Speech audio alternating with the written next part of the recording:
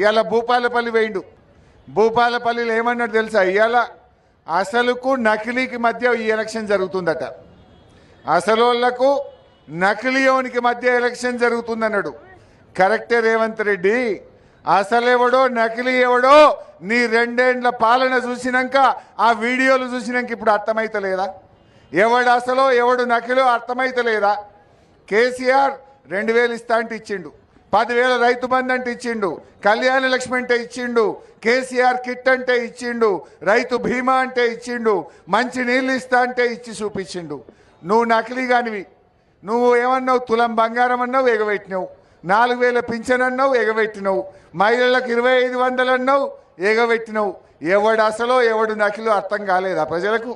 బరాబర్ తెలంగాణ ప్రజలు నువ్వు అన్న ప్రకారమే అసలోళ్ళని గెలిపిస్తారు. నీలాంటి నకిలీగాళ్లకు కర్రు కాల్చి వాత పెడతారు రేవంత్ రెడ్డి.